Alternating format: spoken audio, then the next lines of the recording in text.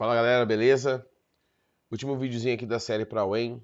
Vídeo 1 mecânica, vídeo 2 e 3 cinemática, vídeo 4 acústica, óptica e análise dimensional, vídeo 5 termologia. Todos os links estão aqui embaixo para vocês acessarem. E aqui é um vídeo de eletromagnetismo, 6 questõezinhas, tá? Nas provas que eu consultei não tinha tanta coisa, então eu não dei tanto enfoque para isso. Mas tem um pouquinho de cada coisa aí que é vista dentro dessa área. Vamos lá. Primeira questão diz o seguinte: com relação ao campo magnético terrestre, a bússola e a orientação geográfica, assinale o que for correto. 1. Devido à sua constituição química e ao seu movimento de rotação, a Terra gera no espaço à sua volta um campo magnético terrestre. A interação desse campo magnético com a bússola faz com que a sua agulha, se alinhar com a direção norte-sul magnética da Terra? Sim. Tá? A Terra, pelo fato de ela girar, o núcleo tem uma parte sólida, uma parte que ainda é líquida, meio viscosa, que é o magma. Essa rotação que também acontece no núcleo induz um campo magnético, o movimento de cargas em movimento induzem o campo magnético. O campo magnético da Terra é muito pequeno em valor, em número, só que é um campo que está por todo o globo. Quando a agulha da bússola está livre para oscilar, ela tende, como todo ímã, a se alinhar a um campo externo, no caso, o campo magnético terrestre. Então a primeira é verdadeira. 2. Uma bússola consiste basicamente de uma agulha magnetizada apoiada sobre uma base, em que são indicados os pontos cardeais. E essa agulha sempre aponta para a direção perpendicular às linhas de campo terrestre. Então ele está falando que aqui eu tenho, por exemplo, o campo da Terra passando aqui. Aqui seria vou colocar aqui norte geográfico, para a gente não adiantar nada aqui. Geográfico e sul geográfico, tá? A bússola, que eu vou fazer aqui do lado, ela vai sempre fazer o quê? Ela vai sempre se alinhar. Então eu tenho o norte da bússola apontando para o norte geográfico e o sul da bússola apontando para o sul geográfico. Não é perpendicular, é paralelo. Então aqui é falso. Agora já vou aproveitar aqui e falar o seguinte: se a bússola tem um norte e o sul é um pequeno ímã, os opostos se atraem. Então o norte da bússola é atraído por um sul magnético. E o sul da bússola, o polo sul da bússola, é atraído por um norte magnético, tá? Que coincide com o sul geográfico, ou seja, os polos geográficos e magnéticos são invertidos. Isso acontece por quê? Porque o ser humano começou a usar a bússola para orientação antes de entender o magnetismo.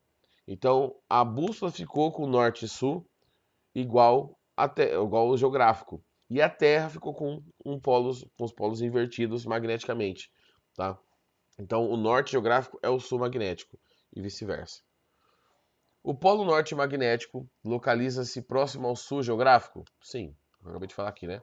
O norte magnético próximo ao sul geográfico. 8. A aurora boreal é um fenômeno atmosférico que ocorre devido à existência do campo magnético terrestre? Sim, também. Aqui eu tenho a Terra, aqui eu tenho uma linha de campo magnético, por exemplo. Vou tentar fazer uma coisa mais fazer na mão, a mão livre mesmo. A gente tem aqui um campo magnético, uma linha de campo magnético da Terra. Eita, tá bom. E o que acontece? As cargas vêm do espaço, carregadas em ventos solares e por aí vai. E algumas delas caem nesse campo como se fosse um ralo e são aceleradas até atingir a atmosfera, onde esse campo entra na superfície da Terra e essa região são os polos. Então, quando essas cargas aceleradas batem na atmosfera, você tem as auroras, aqueles brilhos no céu, tá? No Polo Norte, geográfico, lá no Polo Norte, acima do Alasca, daquela região, você tem a aurora boreal, que é a mais comum do ser humano visualizar, porque a aurora que ocorre no hemisfério sul, que é a austral, ela ocorre em cima do continente da Antártica. E, gente, ali não tem quase nenhum lugar para você visitar. Tem algumas bases de pesquisa só. No Polo Norte você tem civilização perto. Então, normalmente a gente fala aurora boreal, boreal, boreal, mas tem duas auroras. Essa aqui é a verdade. 16. Em qualquer ponto sobre a superfície da Terra, o campo magnético terrestre apresenta a mesma intensidade, a mesma direção e o mesmo sentido? Não. Dependendo do lugar que você estava, o campo vai apontar para direções diferentes. Tá? Porque depende de como a sua localização no globo está. E principalmente, esses campos aqui que eu desenhei, eles se encontram no polo. Então tem várias linhas de campo saindo aqui, tá? E elas se encontram no polo. Então no polo eu tenho um campo mais intenso, que essas linhas estão todas entrando. Então não vai ter a mesma intensidade no planeta inteiro. Então essa aqui é falsa. Então 1, 4 e 8. Próxima. Deixa eu ver se não está cortando, não. Duas esferas idênticas, cada uma delas com uma massa de 1 kg, estão separadas por uma distância de 1 metro. Suponha que as esferas possam ser eletrizadas de tal maneira que cada uma delas adquire uma carga positiva Q. Considere que a constante eletrostática é 9/10 a nona, a gravitacional 6,67 10 a menos 11, carga elétrica elementar 1,6 10 a menos 19 e a gravidade local 9,8. Fe e Fg são os módulos das forças de interação eletrostática e gravitacional, respectivamente. A respeito, se o for correto.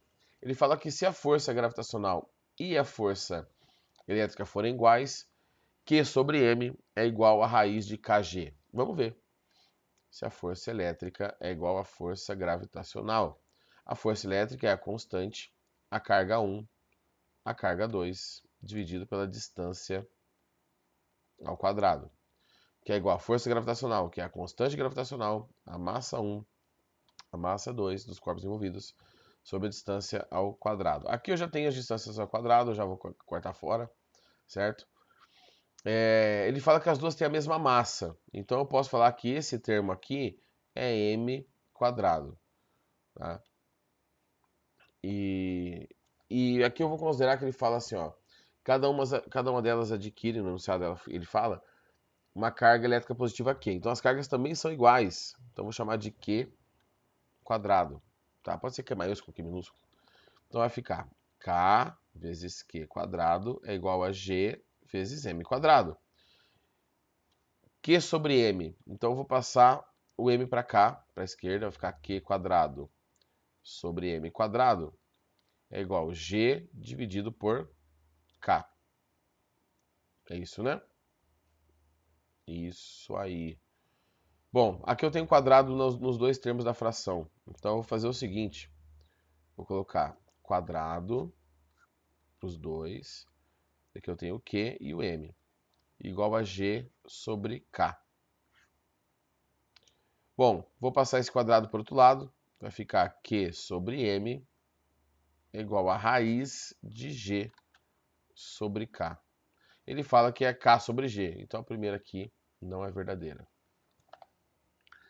Se a força gravitacional é igual à força elétrica, então a intensidade da carga Q é maior que o módulo da carga de meio bilhão de elétrons.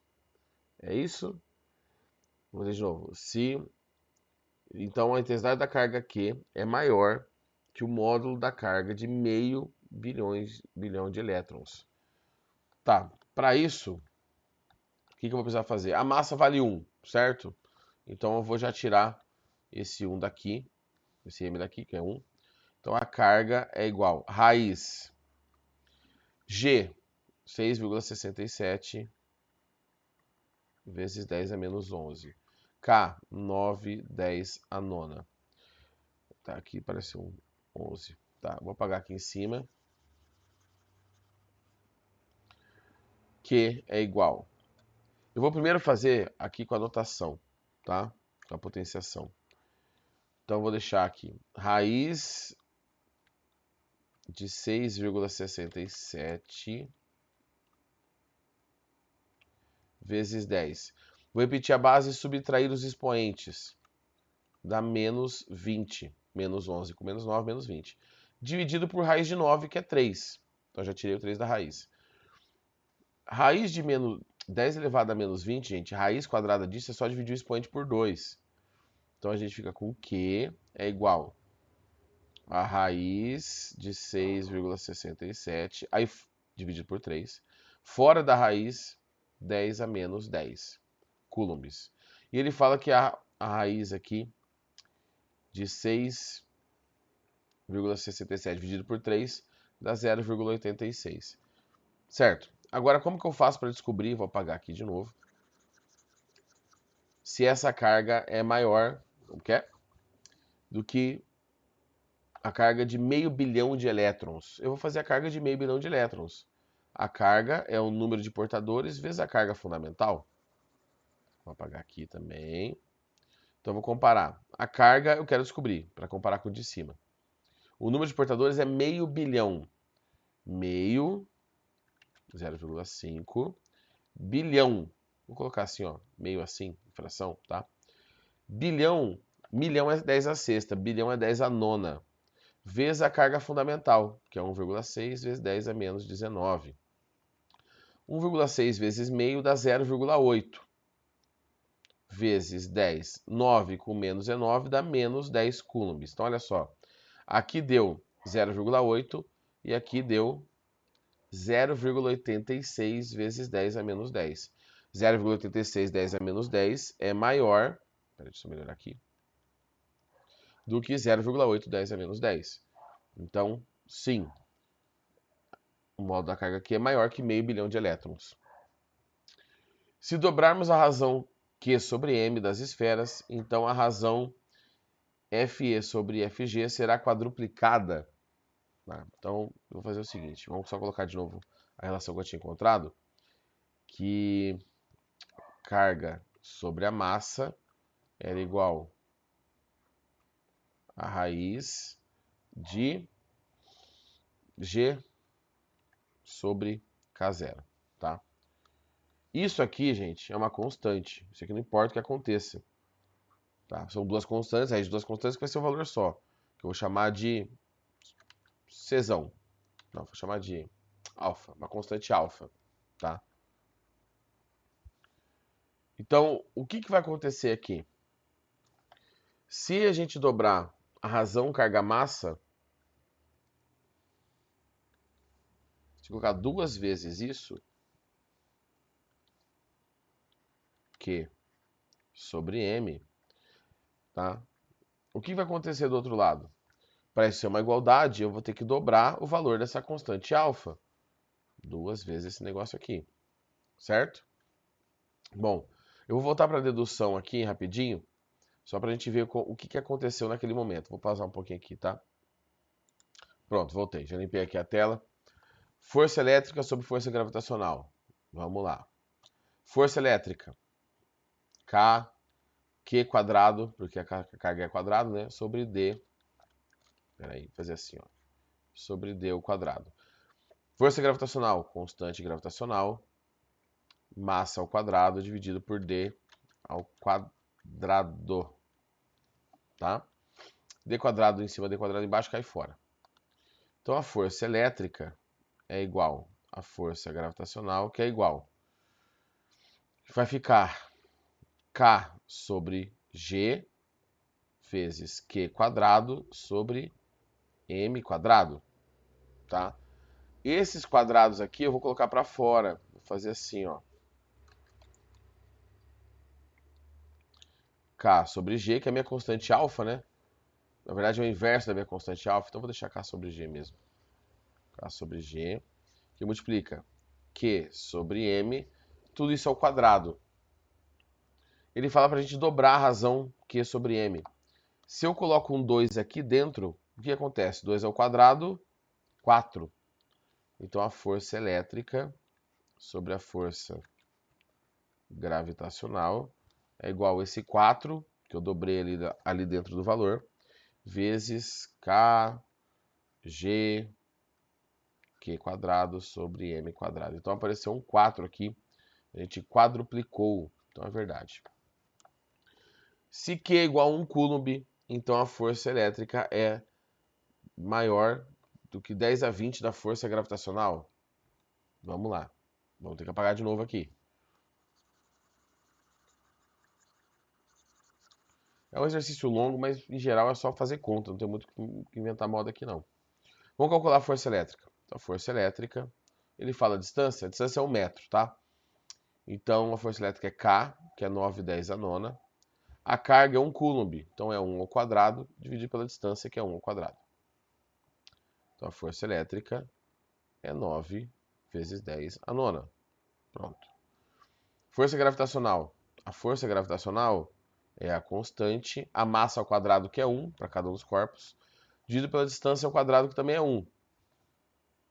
Tá? Então a força gravitacional é igual a 6,67 vezes 10 a menos 11 newtons. E aí ele quer saber o seguinte, vamos apagar de novo. Ele quer saber a relação entre essas duas forças, a razão, né?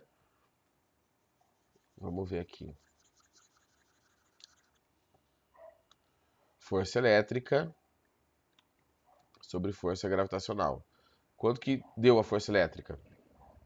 9 vezes 10 a nona, dividido por 6,67 vezes 10 a menos 11. A força elétrica sobre a força gravitacional. 9 dividido por 6,67 vai dar aproximadamente 1, alguma coisa. Não me interessa, porque o que me interessa aqui é a potência. Vezes 10, 9 com menos 11, 20. Então, 1, alguma coisa é maior que 1/10 a 20. Então, essa aqui é verdadeira. Tá? A divisão aqui eu não sei quanto vai dar 1,3 por aí, alguma coisa assim, 1,2. E se P é a força-peso, interação entre a esfera e a Terra, de uma das esferas, então o peso é maior do que 10 a 11 forças gravitacionais. Então vamos lá. O peso é a massa vezes a gravidade. A massa é 1, a gravidade é 9,8 nesse local. Então 9,8 newtons. De novo, vamos comparar peso agora com a força gravitacional. O peso dá 9,8, a força gravitacional 6,67, 10 a menos 11. 9,8 por 6,67, de novo, vai dar 1, alguma coisa, não me interessa. Vezes 10, o menos 11 sobe, elevado a 11. Então, sim, dá maior que 10 elevado a 11. Beleza? Esse aqui eu acho que era o mais demoradinho dos exercícios. Vamos para o próximo. Considere uma esfera metálica maciça de raio R, carregada positivamente e disposta no vácuo. Com base nessas informações, assinalar o que for correto. O potencial elétrico no interior de uma esfera é constante? Sim. Toda vez que você tem um condutor carregado, em equilíbrio, o potencial é constante, porque se houvesse uma diferença de potencial, o material tem uma resistência e aqui tem uma corrente. Se houvesse uma diferença de potencial, haveria correntes dentro do material. Então não há, as cargas estão em equilíbrio, o potencial é constante. 2. A superfície da esfera é uma superfície de equipotencial, de mesmo potencial? Sim. Dentro do condutor, até a sua casca, o potencial é sempre o mesmo. A partir do momento que você sai do metal e analisa o ar, aí o potencial vai mudar porque está afastando aquelas cargas. Mas dentro do material, sendo oco ou não, e até considerando sua casca, o potencial é constante. 4. As linhas de campo elétrico emergem radialmente da esfera, atravessando perpendicularmente a superfície. Ó, aqui temos a carga, ela está carregada positivamente, né? Uma carga mais Q. E as linhas de campo, para quem não lembra, as linhas de campo elétrico, elas saem, tá? É da direção da carga positiva, para fora. E radial, de maneira radial. Então você fala, então professor, então tá certo, né? Então nós temos um problema aqui. A carga positiva, as linhas de campo saem da carga positiva. Só que dentro da esfera, o campo é zero. Não existe campo dentro da esfera. Então elas não atravessam a superfície. Elas chegam na superfície perpendicularmente. Elas não entram dentro da esfera. Então a 4 é falsa porque ela não atravessa. Tá? 8. Se uma carga de prova positiva for trazida do infinito uma trajetória retilínea. Então eu pego uma carga e trago assim, ó, daqui para cá, por exemplo. Vou levar a carga aqui, uma carguinha positiva. O trabalho realizado pelo campo elétrico oriundo da esfera será negativo durante todo o deslocamento. Trabalho positivo, gente, é o seguinte: você pega uma carga próxima da outra e solta. Se você soltar e essas coisas irem uma na direção da outra, é um trabalho positivo. Se o movimento que aconteceu é natural, é espontâneo, é positivo. Você pegar uma carga positiva e aproximar de outra carga positiva não é algo espontâneo, é algo forçado. Alguém foi lá e forçou isso. No caso, a gente arrastando essa carga positiva em direção dessa carga azul que eu desenhei aqui. Então, é um trabalho forçado, é um trabalho negativo. Essa é a verdadeira. 16. O campo elétrico interior da esfera, oriundo do seu excesso de cargas positivas, é constante e dependente da quantidade líquida. Não é zero. O problema, gente, zero a gente pode considerar como uma constante. É sempre zero, tá? O problema é que ele fala que depende da quantidade de carga. Eu posso colocar Q, 2Q, 20Q e vai continuar sendo zero o campo interno. Então o campo dentro da esfera é nulo. Certo? 1, 2 e 8. Próxima. Uma lâmpada de filamento de resistência elétrica 3 ohms, deixa eu anotar aqui, é conectada a uma bateria de força eletromotriz. Tá? Se ela for ideal, vou usar U mesmo, tá? 18 volts. E resistência interna desprezível, ela é ideal. Assinale a alternativa correta. Segundo a lei de Ohm, a corrente elétrica que atravessa o filamento da lâmpada é diretamente proporcional à resistência? Não, tá? Primeira lei de Ohm, resistência vezes a corrente. Quanto mais resistência as cargas encontram, menos cargas vão passar. Então elas não é diretamente proporcional, é inversamente proporcional. A corrente elétrica formada no circuito, pela bateria de circuito lâmpada, é de 6 amperes. A tensão é 18, a resistência é 3 e o I eu quero. Passo 3 dividindo. 18 dividido por 3 é I. Então o I é 6 amperes. Beleza, essa está certa. Se a força eletromotriz da bateria for quadruplicada, a corrente no filamento da lâmpada também dobra. Ah, perdão, gente, foi duplicado ali errado. Se a força eletromotriz for duplicada, então se eu duplicar aqui a voltagem, a tensão, a corrente elétrica também vai duplicar? Sim, porque ela é diretamente proporcional, tá? A resistência, esse resistor, você vai considerar que ele é ômico, então a resistência é sempre constante. Se eu colocar aqui duas vezes aqui, eu tenho que ter um 2 desse lado. Sendo a resistência constante, eu duplico a corrente também. Se associarmos em paralelo com a primeira lâmpada mais duas idênticas a ela, a resistência equivalente do circuito será de 1 ohm e a corrente elétrica será de 18 amperes. Vamos ver. Deixa eu apagar aqui. Em paralelo, tá? A gente faz a soma desse jeito aqui, né? Resistência total. Ah, professor, tem uma conta só para resistores em paralelo, quando são iguais. Gente, abandona isso, tá?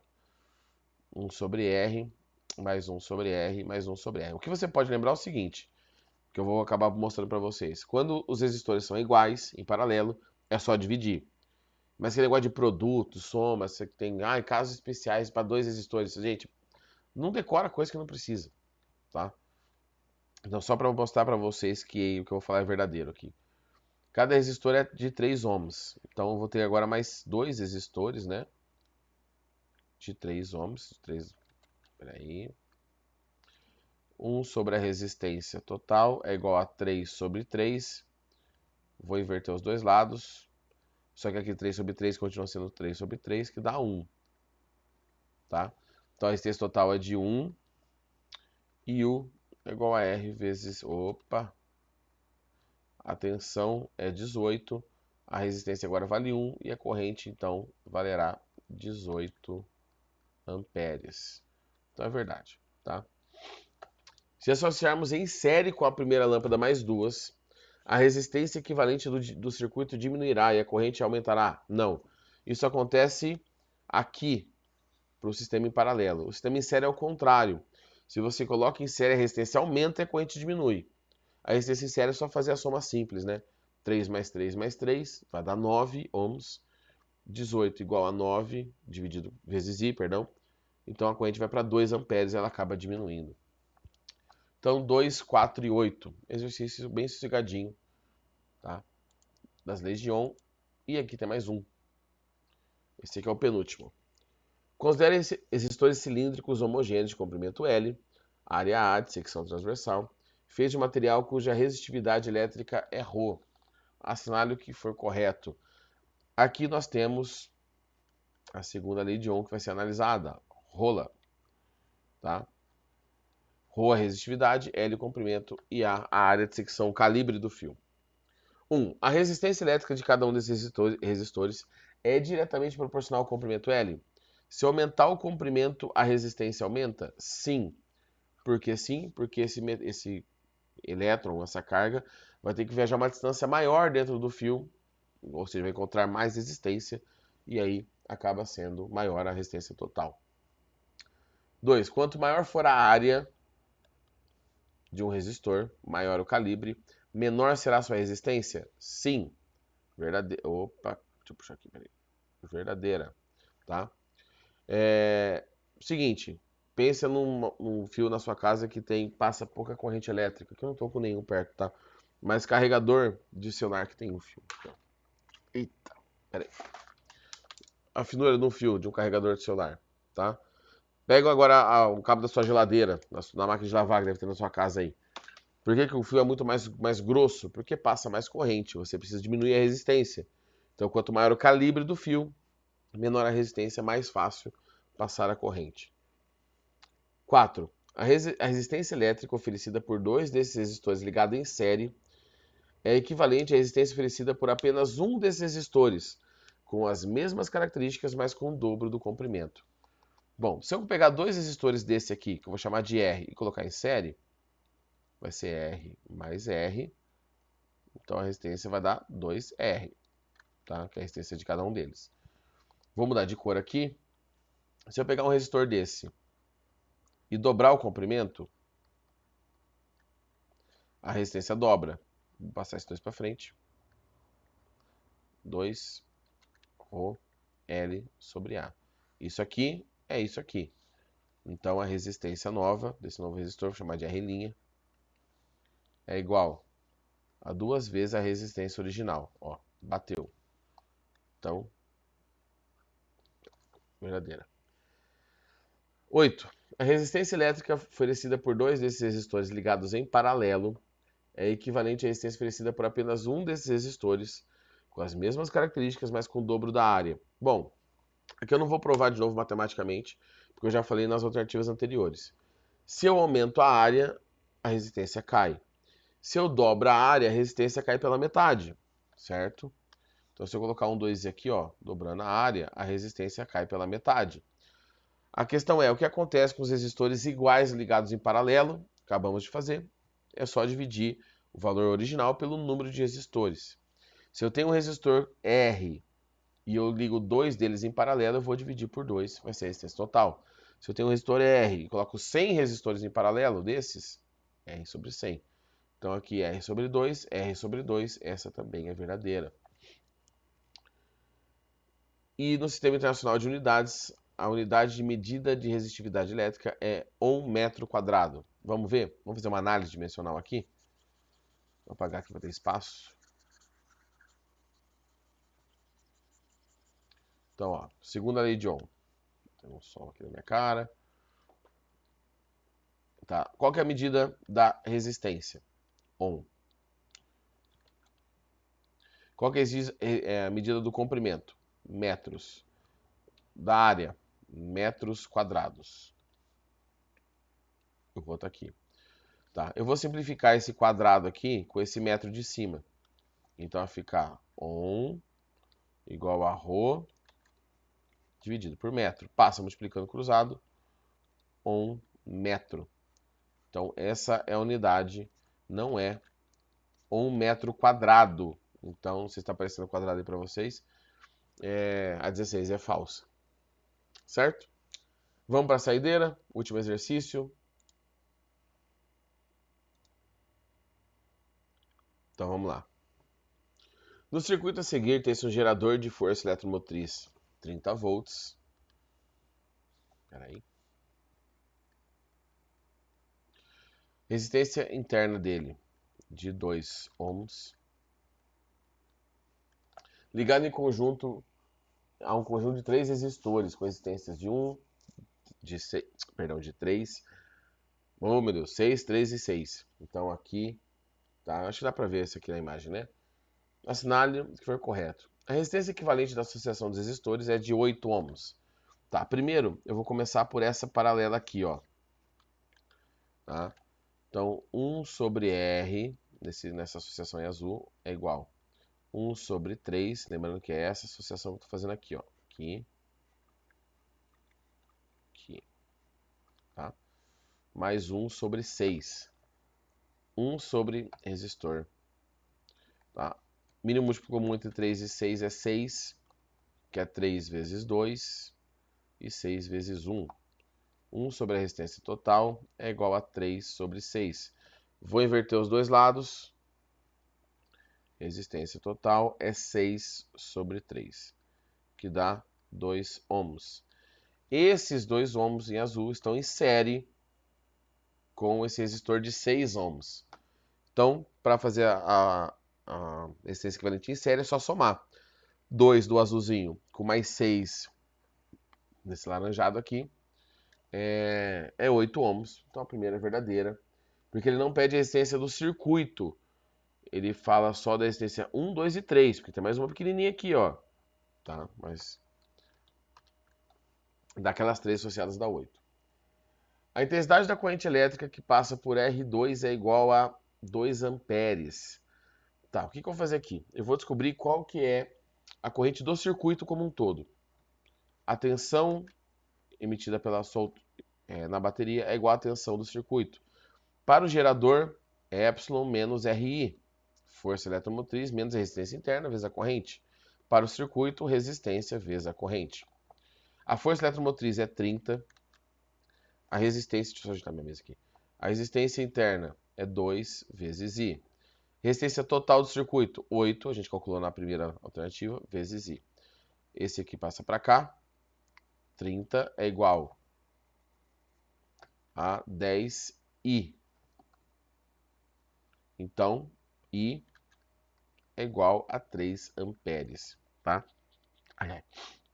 Bom, 3 amperes, agora o que eu vou fazer aqui? Eu vou calcular para o resistor que eu fiz laranjadinho, qual que é a corrente que passa por ele. Perdão, qual é a tensão nele. Então, vou fazer aqui, ó, U é igual a R vezes I. A tensão no resistor laranjado a resistência dele é 6 e a corrente é 3, o que dá 18 volts.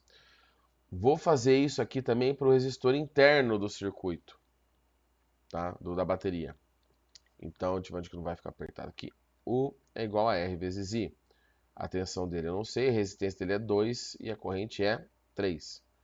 Então, isso aqui dá 6 volts. 6 volts com 18 dá 24. Nesse ramo em paralelo as tensões são iguais. Então, se eu já tenho 24 volts consumidos pelo sistema, faltam 6 volts aqui também, tá? Ou você pode pensar que como aqui também é 2, ó, aqui, branco. Aqui é 2 ohms, deu 6 volts. Aquele trecho azul não deu 2 ohms? Vai ser 6 volts. Em série, tensão se soma, em paralelo, tensão é a mesma. Como eu sei que em paralelo a tensão é a mesma, eu vou pegar agora uma outra cor aqui, vou usar essa tensão e vou pegar o resistor 2 e fazer a primeira lei de Ohm só para ele. A tensão é 6. Vixe Maria, gente. A resistência dele é 3 e a corrente eu quero. Então a corrente que passa por ele é de 2 amperes. Verdadeiro.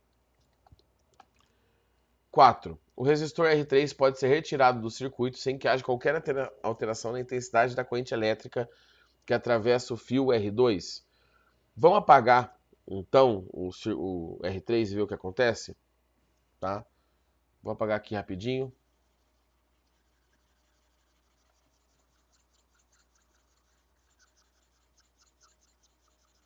Tá? Todas as informações aqui, depois qualquer coisa a gente vai na memória.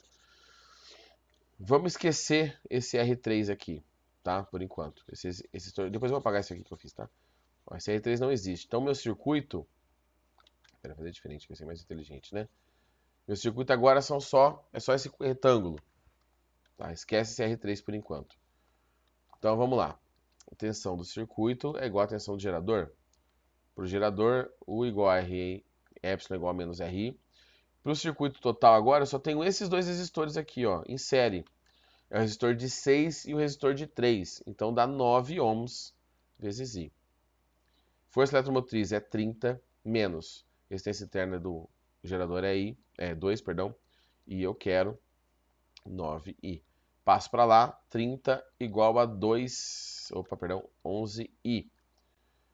Ele fala o seguinte, se eu tirar o resistor R3, tá? O resistor R3, a corrente que passa pelo resistor R2 não vai ser alterada? Bom, a gente já descobriu aqui, sem terminar a conta, que a corrente do circuito será alterada, certo? Vamos ver a tensão no resistor R1, apesar que agora fica óbvio, né? A tensão no resistor R1, a resistência do resistor R1 é 6, e aqui é 30 sobre 11. Eu não vou nem terminar essa conta porque mudou a tensão nesse resistor R1? Mudou.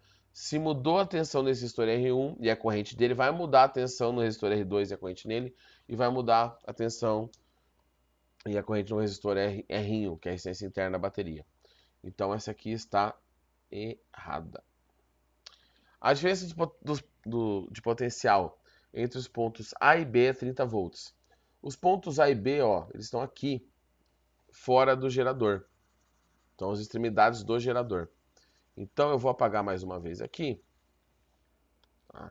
Eu sei que para o gerador, a equação é essa aqui. Qual que é a diferença de potencial entre os pontos A e B? Não sei. A força eletromotriz é 30, a resistência interna dele é 2, né? E a corrente elétrica do circuito, eu apaguei agora, não vou lembrar mais quanto que tinha dado, hein? A corrente elétrica do circuito tinha dado 3. Deixa eu ver aqui, peraí. 2, 8, 8, 10. Tinha dado 3, né? A corrente original do circuito tinha dado 3. Com o resistor R3 colocado ali, normal. Então, a diferença de potencial entre A e B é 30 menos 6, o que dá 24 volts. Precisava fazer essa conta? Não, porque ele fala que é 30, e 30 é força eletromotriz. A força eletromotriz é o máximo de tensão que a bateria, o gerador dá, mas é sempre com o valor dela desligado. A partir do momento que ele começa a funcionar, a resistência interna do gerador dissipa energia. E aí a tensão dos polos dá uma diminuída, dá uma caída, tá? Então não precisava nem ter feito essa conta, mas só para garantir e mostrar que daria 24. E 16, a razão entre as somas das potências dissipadas nos resistores 1, 2 e 3 do circuito e a potência dissipada pelo resistor R é igual a 4. Vamos lá. A potência, eu posso calcular de várias maneiras. Eu vou calcular assim, ó. A potência é RI quadrado, certo? Vamos fazer para o R1, R2 e R3? Gente, a energia vai se somar. Então, por exemplo, esse resistor vai dissipar uma energia, esse aqui também, esse aqui também. Se eu calcular a combinação de todas essas potências dissipadas, é a potência do resistor equivalente, que a gente fez lá na primeira alternativa, que vale 8. Então, a potência da parte de R1, R2 e R3, que tem resistência igual a 8, e a corrente do circuito para esse trecho é 3 ao quadrado. Então, essa potência é 3 ao quadrado é 9, 9 vezes 8, 72. É isso, né? Watts. Vamos fazer agora para o resistorzinho interno. R e quadrado. A resistência dele é 2 e a corrente que passa por ele também é 3 ao quadrado. Eita. 2 vezes 9, a potência dá 18 watts, tá? Mas, ó, aqui deu 8 vezes 9. Aqui deu 2 vezes 9. Quantas vezes 8 é maior do que 2? Né? A gente tem uma diferença aqui de 4 vezes. Então, sim, 4 vezes maior a potência dissipada no circuito do que na bateria. Não faz sentido, pelo menos prático, você ter um gerador que a bateria dissipa mais energia em forma de calor do que o circuito que você está ligando ele. Certo? Pessoal, igual eu falei para vocês lá no primeiro vídeo, eu acho, eu falei, era para ser um vídeo de 10 exercícios, acabaram virando 6 vídeos de quase 40 minutos cada um, só um aí que tem um pouco menos, que tem uns 15 minutinhos. Claro que tem assuntos que eu não abordei aqui, não abordei várias coisas sobre quase nada, basicamente, de óptica da visão, só um exercício, de espelhos esféricos e lentes, basicamente nada também. Mas é um apanhado que eu fiz para dar uma mão aí pra galera que vai fazer o EM. Beleza? É isso aí, gente. Qualquer coisa, qualquer problema, comenta aí embaixo, porque se tiver alguma coisa errada, eu coloco uma nota ali falando que tem alguma conta que eu posso ter feito errado. A gente faz aqui na cara e na coragem. Certo? É isso aí. Quem vai fazer a prova, boa sorte. Tomara que tenha ajudado vocês. Beleza? Falou, até mais.